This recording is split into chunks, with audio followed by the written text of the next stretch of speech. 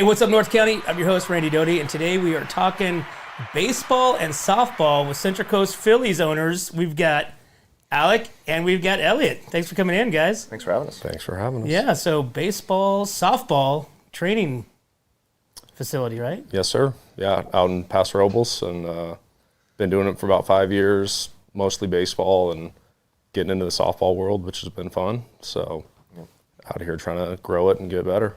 Awesome. Well, give me a little bit background history on you guys. I mean, tell me your baseball experience. Well, we both went to Cal Poly, so both played at Cal Poly. He was a few years before me, so he actually coached me at Cal Poly as volunteer assistant. Oh, nice. Went there from 2014 to 2017, and then we both ended up coaching, was it 2019, 2020, at Cal Poly as volunteers, and then COVID happened, right? So world ended, and then we decided to go off on our own and start our own business. Let me guess your positions, okay? Possibly shortstop or second base. No, sir. Really? No, sir. When I was like 10, sure. Really? I was a catcher. Dude, I was gonna say catcher, but I didn't. I don't know. I was Short thinking. guy. I was thinking maybe pitcher or outfield. You had it flipped. Yeah, no, Yeah. I was shortstop, middle infielder. Yeah. No, I'm not a baseball guy. I'm sorry, but It's all good. That's okay. I did coach softball. My daughters played softball, and the sport. I think any sport's awesome for kids, and parents should get them into it. And who doesn't want to make their kids better on the field, whether it's rec, high school, or college, right? Yep, 100%. So, so you guys started this in 2020. World shuts down, and you go, "Hey, let's start this." Now, you guys have kids? I have a kid, 6-month-old baby. Okay, so you did this just for the love of the game. Yeah, we love the game, obviously, and then we love the area, right? So I'm from Palmdale, California, and I don't know if anyone knows about Palmdale, but it's not the greatest place to live. So when I got to Cal Poly, it was like, this place is amazing. San Luis Obispo is amazing. Central Coast is awesome. Basically didn't want to leave. I feel like Elliot probably felt the same. And so while we were coaching, we were already kind of, putting our heads together on what to do, how to make a living here, and it made sense. Like, we can go and open our own business and be able to stay on the Central Coast for hopefully forever. Now, are you guys still affiliated with Cal Poly, or did you guys break away from that? We do some stuff over there. So we run Coach Larry Lee's baseball camps over the summer. So luckily enough to stay in with those guys, and our high school program is actually going to play at Baggett Stadium on Wednesdays in the fall. We've done that for a couple of years, so Coach Lee's been generous enough to keep us out there, and we have to keep that connection. It's the best show in town, and we both played there, obviously, so they've been great to us, and we're always happy to help those guys and get out on that field when we can. So now, do you only focus on the training, or do you guys have like an actual team as well that you travel with? we have, any given season, we have 6 to 9 teams. So we have 10 to 14 U's right now, 10, 11, 12, 13, 14. And we have a high school group. And now we just, as of last year, we started softball with 10U and 12U. And we're hoping to expand that too. So. Well, I think there's a really huge presence on the Central Coast with baseball and softball, with multiple organizations that have their travel teams. And it used to be one of those where you had sports, when you went to school, you had seasons. You had baseball season, football season, basketball season. Now it's like baseball and softball is all year. Yeah.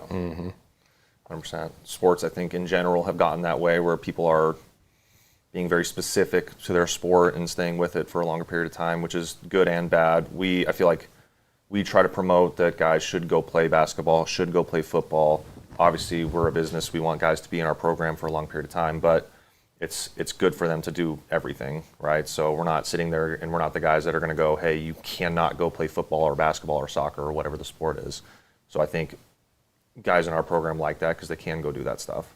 Now, when you guys were going through high school, was there a big push for being multi-sports like it is now? Because, I mean, kind of nowadays with colleges, they have funds to give offers here and this and that. Well, sometimes those funds are less, so then you're a multi-sport athlete. They can give you a scholarship for something else, but you can still play the sport that you want to play and that as well, correct? Is that how that works? No, I don't know if there's many two-sport athletes in college right college now. Is pretty tough. Yeah, Really? there's the exceptions. There's the McCaffreys of the world that play baseball and Kyler football, Murray. but that's very tough. I think the world has been trending into specializing early in your sport, and I think we both don't exactly agree with that. You know, you actually listen to college coaches, professional players. They've all played multiple sports, and there's value to every sport. You see the kids that start specializing in baseball so early, they get injured, they get burned out, and they're really not as well-rounded as an athlete. So we push the multiple sports. I played football in high school and my whole life. You do anything else? Basketball, track. Yeah. Yeah. So we're much more believers in that. Like, go lift weights with another team, go do different movements, go have fun with somebody else, and then come back to baseball, and you kind of appreciate it more, and you're more well-rounded. Well, sometimes you get a little bit more of, more tools in your belt, as an athlete, because you get coached by different, mentalities, different ways, different, different concepts, and so in sports, it's like, I always feel the belief is, a coach never stops learning, and if you did, then you're not a good coach, because, you're always learning. There's always new ways. There's always new technology that comes, especially nowadays, with technology. So do you guys still, is there a blackout period, during high school, or where they don't come into you guys? Yeah, so I coach at Mission Prep in SLO. Okay. So there's a blackout period for me with our business. Like, when we're in high school, I'm pretty much all high school baseball. The high school guys are not allowed to play club baseball from mid-February through the end of playoffs. So from February through June, we don't really see our high school guys. Now, they can come in and train with us. They can get their hitting lesson. They can come in on their own, but there's no team stuff for the high school guys from that period. So, like the fall, we have our high school group. They play Wednesdays at Cal Poly. We're trying to do a couple tournaments. Summer's obviously big for the high school guys, but during the spring, they basically can't play a game. So we try and stay with those guys, and we hope they come in our spot to work out, hit, throw their bullpens, whatever they need to do. But yeah, there's definitely that blackout period. For our younger teams, it's all year long. Like, I think our program's different. We try and give our players breaks. So August is a light month, December's a light month, but there's baseball opportunities for the young guys all year long. Training. We basically don't do games in August or December, January. Yeah. To give people a break from especially pitching. Like, let pitchers get their arms rested and recovered. So do you cover all aspects of the game, at your guys' training facility? Yeah, we have coaches for kind of everything. I was an infielder, catcher. We have another college coach that was a catcher also. So we have a couple of catching guys, actually three.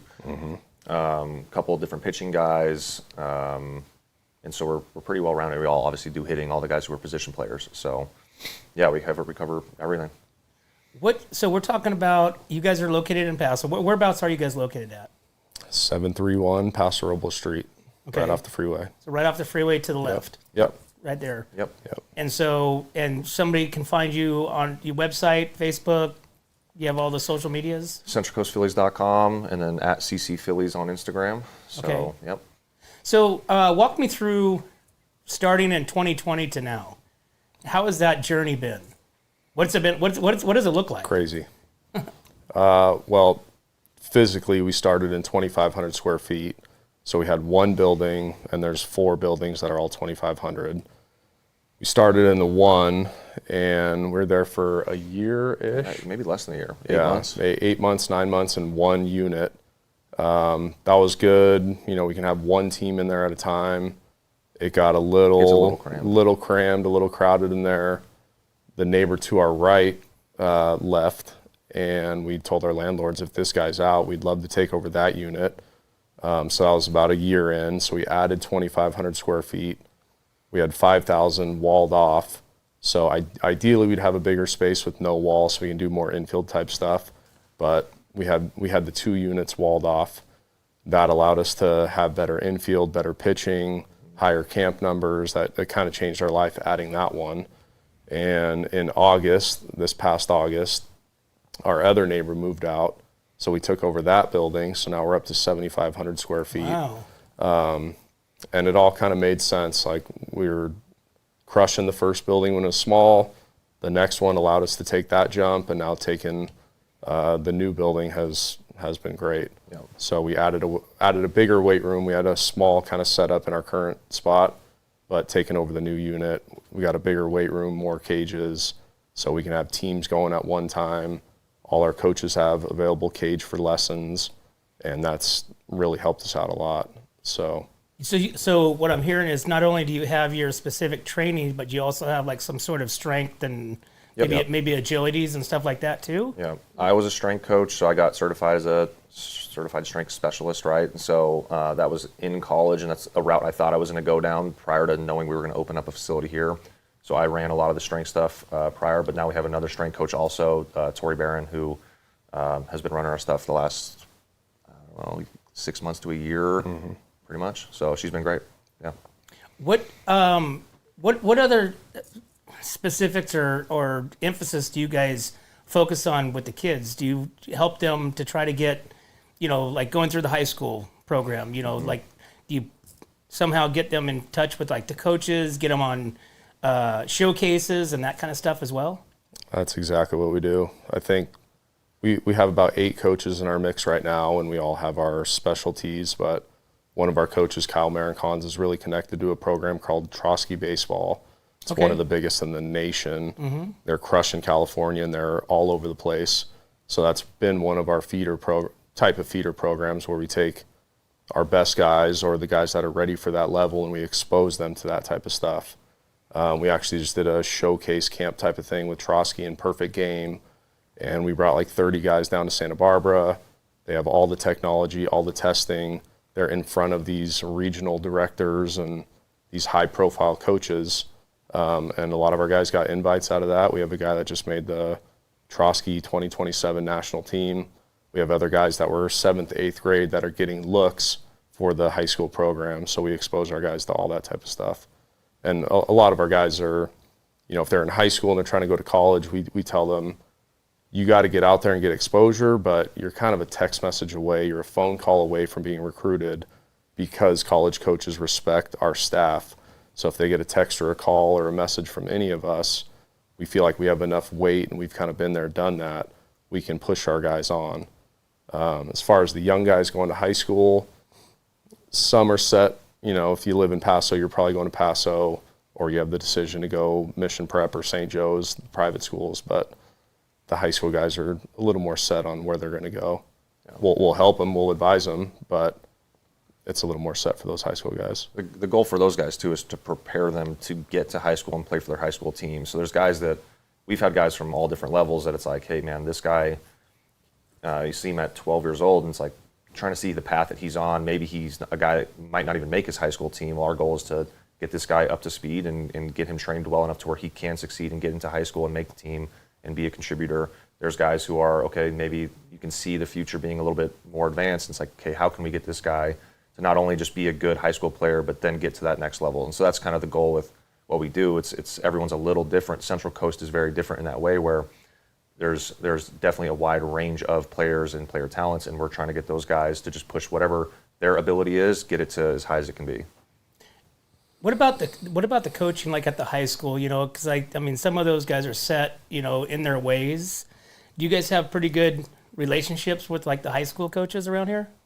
I'm one of them, so yeah, I have a good relationship with all those guys. I mean, at Mission Prep, we play basically everybody on the coast, and this area is tough. There's a lot of turnover between high school coaches, so I'm fortunate enough to be going into my 3rd, 4th year at Mission. But, there's a lot of turnover between the high schools, so you build a good relationship with somebody and they end up leaving. But for the most part, all the high school coaches around here are great dudes, and they've ran some really solid programs in the past. So, yeah, I mean, being a high school coach, I'm in that mix, and I'll do a little bit more of our high school stuff with the Phillies, and I have to give some attention to Mission Prep as well. So it's a good mix. They've been willing to let us get out to their facilities at times or use their spaces. And yeah, really nothing bad to say about the high school guys. They are stuck in their ways. They have their programs and they run their thing, but that's the beauty of it. So they don't feel like, like a like you guys are changing their ways, or you have a pitcher, or catcher comes in, that you offer that extra, tool in their tool belt. They don't take that as a like a jab at their coaching knowledge or skills. I think the word of our program is we're a staff of coaches that have kind of been there, seen the highest levels of baseball, and been around those players and coaches. So I feel like most high school coaches respect us, our coaching philosophies. We're not doing the drastic, there's plenty of examples of the weighted balls and the crazy technology. We're not going to completely change a high school guy, especially in the spring when we know they're around their high school coaches. We tell them to listen to their high school coaches and do what they want. We're there to support them and give them reps and be the bonus to what they're doing in their high school program. We're not going to take a kid from Paso or anywhere and completely change them and say, you have to do this. This is the best way. Everyone's different. Everyone has their philosophies, and we're not going to step on anybody's toes in that sense. What are some of the things that when the parents come to you guys, like beforehand, before they get their kids involved, what are some of the the things that the parents are wanting, for their kids that to help them on? What are some of those? It could be anything. It's a wide range. It's a wide range. Depends on the age. Depends on their ability level. If you're talking about our teams, I think people want to go to a program where they feel comfortable that their kid is getting developed. And that's kind of what we try to preach, is just that development aspect of it. We try to run high-level practices.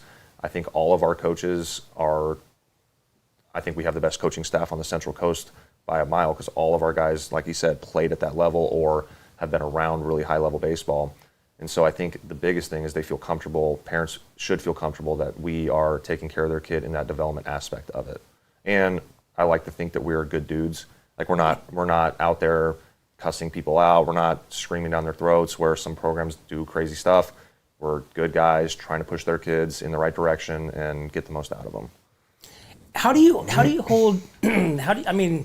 You just made that to where you respect the kids, and do you hold the kids accountable for? Oh yeah. What are some of the? How do you do that without like going? We've all seen coaches that go completely nuts, mm-hmm. right? Some of the old timer coaches have this, screaming, yelling, high, and kids. There's a lot of kids that just can't handle that. They shut down. Mm-hmm. 100%. I think a lot of it's communicating, right? So a lot of our guys, we'll pull guys for meetings in our offices and talk.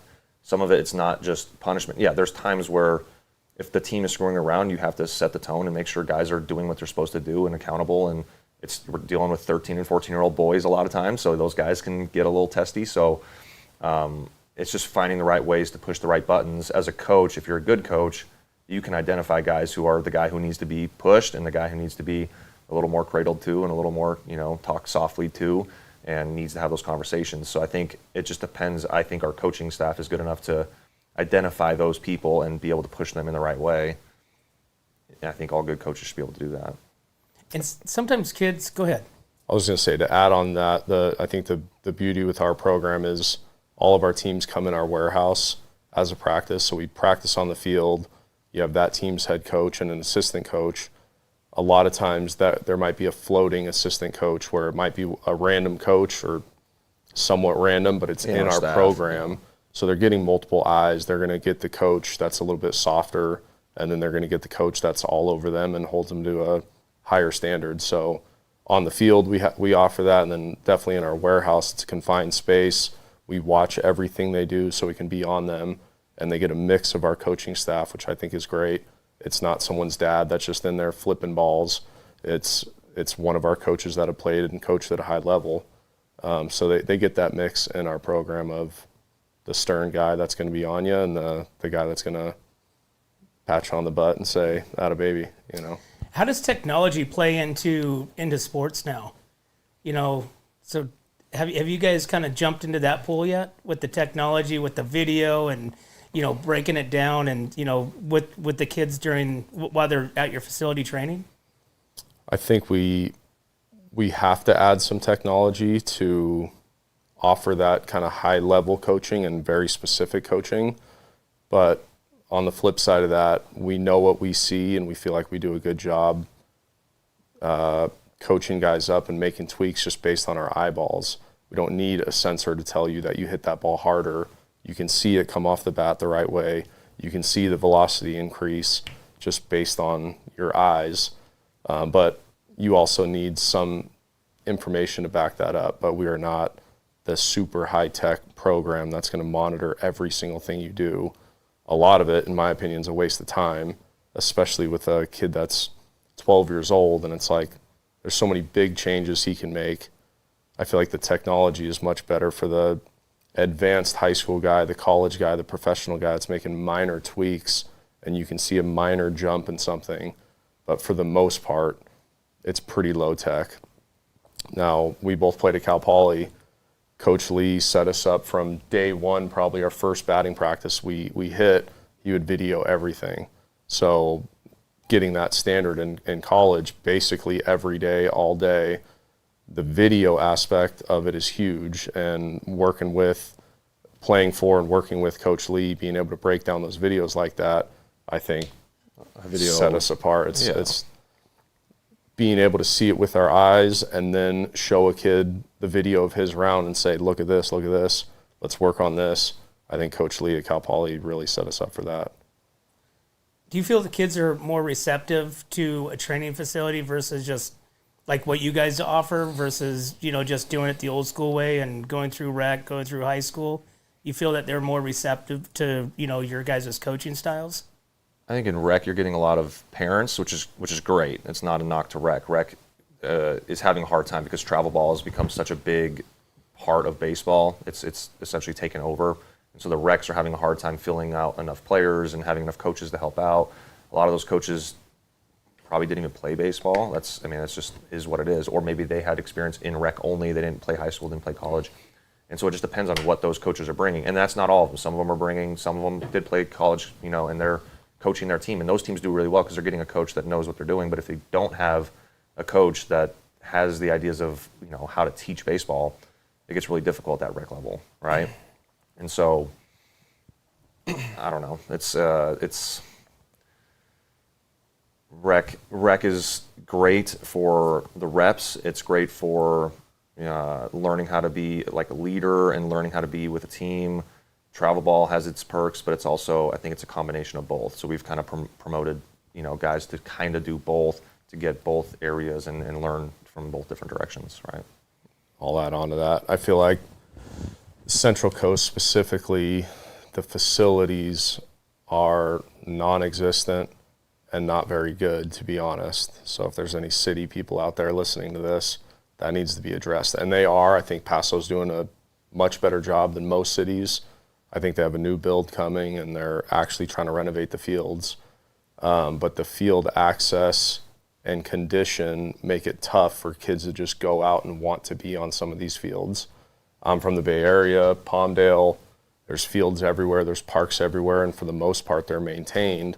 So it's more enticing to go out there and get your reps in, or they have a batting cage you can just float into. Out here, there's like nothing. And even if you go out there, there's gophers everywhere. The grass hasn't been mowed for 5 weeks. The dirt hasn't been drug in 2 months. So it's tough to get that extra access. In our warehouse, you have 7 hitting stations, 3 big tunnels, mounds to throw off for pitchers, a weight room. It's kind of your only option to get that extra work in a safe space that is clean, organized, with all the tools. It's just so hard to find that on the Central Coast, which is why we're doing this. What's the long-term goal for you guys? There's a lot. I mean, we want to make Central Coast baseball the best it can be, and I feel like we've done that in the last 5 years. We've gotten on that path, and we see it with our players individually. We see it with the teams that are starting up now. We'd like to think we've kind of had a hand in that, of setting the expectation a little bit higher. But our goal right now is to just crush the Central Coast, make the individual players better, make the rec leagues better. Travel ball is going to be travel ball, but we're trying to make just baseball and softball on the Central Coast the highest level possible. From there, we'd like to expand. We'd like to be more on the online stuff, which is why we're here, and this is great doing stuff like this. So we're going to hopefully get more into this world and be able to reach people that we're not able to reach from our little bubble in the Central Coast. But I think for the time being, it's just dominate the coast and then see what happens after that. So you guys, obviously, we're in football season kind of right now, but, baseball, softball season's coming up, and you guys are been out this now for 5 years. So you guys must have some kids getting ready to take that collegiate step, right? Yeah, we've had a few the last couple of years that we haven't had like a high level D1, so we don't have that one yet, but those are definitely coming.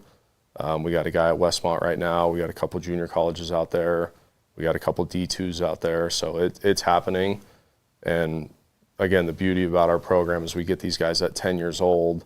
From 10 years old to 18 years old, you can have such an impact on these guys and set them up on that path. If a kid really wants to play college baseball at a high level and they get in with us early, we are going to set you up. Now it's up to that player and it's up to that family to put in that work and that time to get to that level.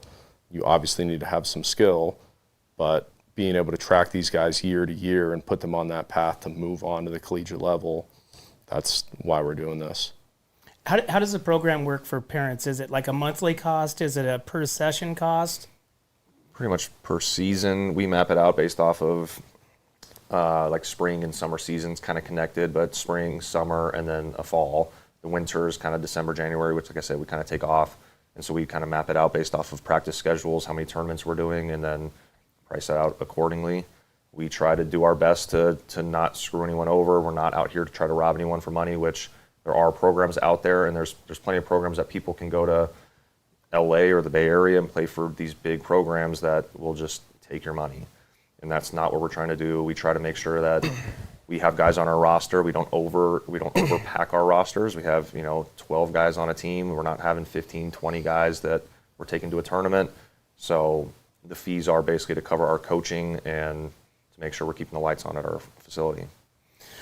Before we end, I wanted to touch on, because you guys started with baseball and now softball is coming into the mix. Mm-hmm. Is this already full swing with the softball? Yep. Yeah. Right now? 10 and 12U right now, and they've been going for about a year, and they're crushing it so far. That's awesome. Yeah. What? How does again does people get a hold of you guys? And tell us again where you guys are located.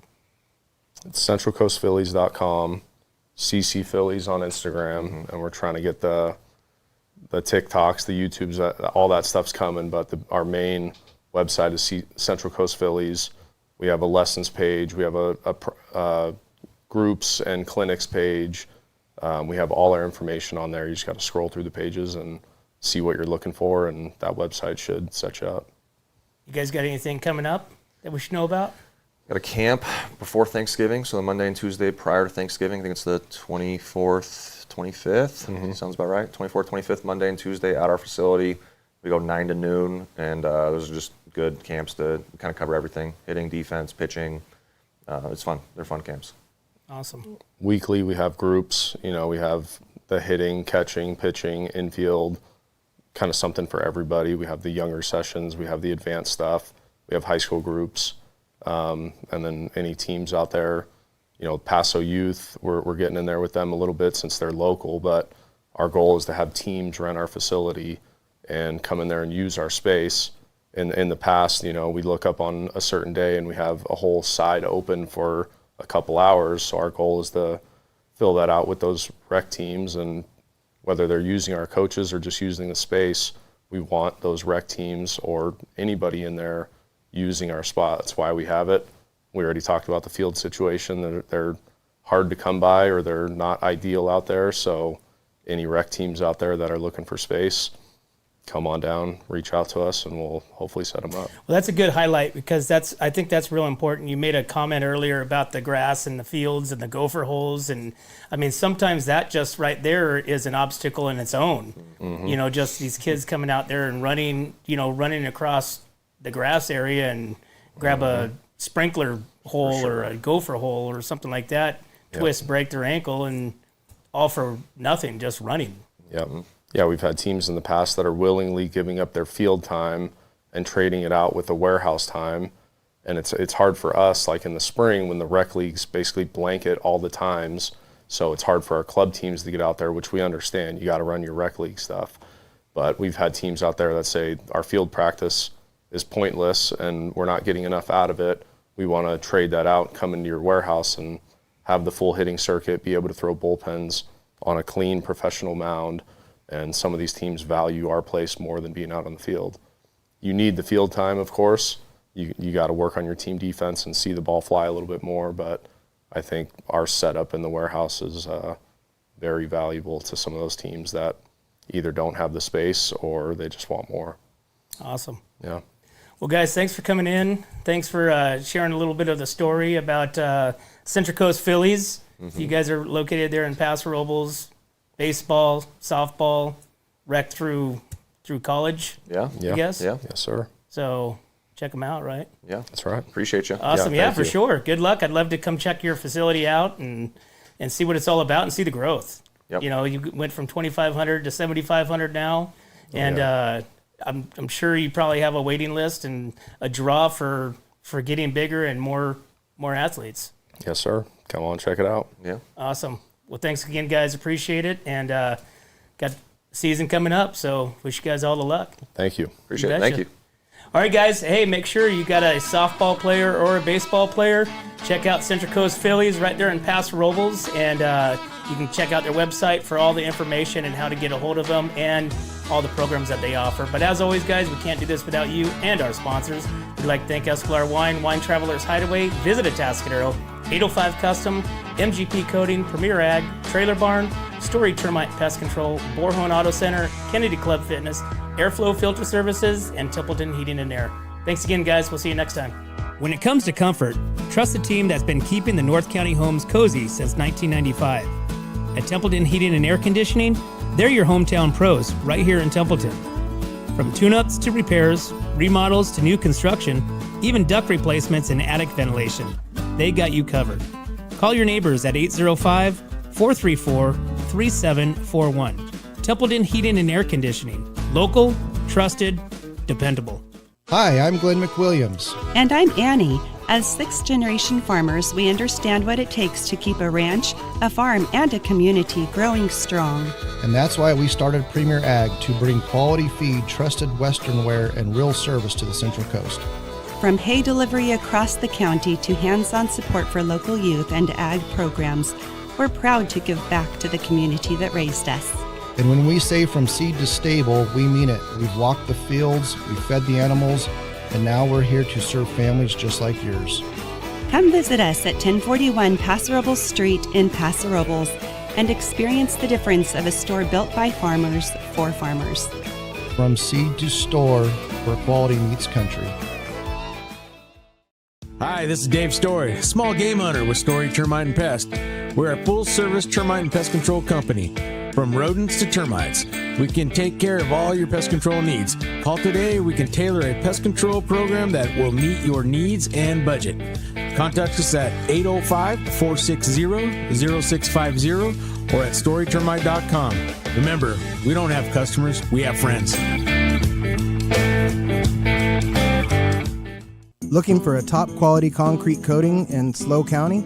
Hi, I'm Matt Gifford with MGP Coatings, your trusted local expert in durable, long-lasting concrete coatings backed by Pentec's limited lifetime warranty. Whether it's residential or commercial, we deliver expert craftsmanship, premium products, and unbeatable customer service.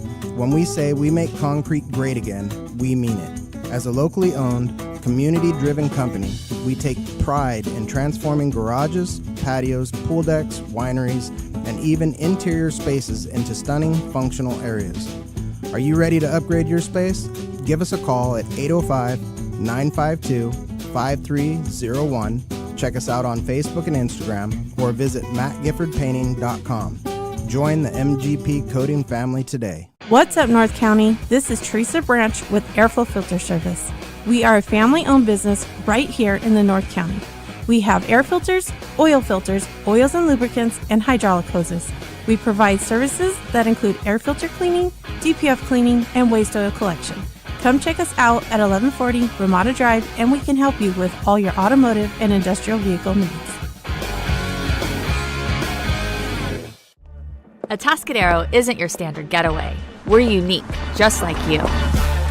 We're growing, transforming, and figuring it out as we go. We're a town filled with innovators, artists, makers, and game changers. We're a little bit country, a little bit funky, and always authentic. We're here for your good times, your slow times, and your changing times. We're all in Atascadero. Come see for yourself. Learn more at visitatascadero.com.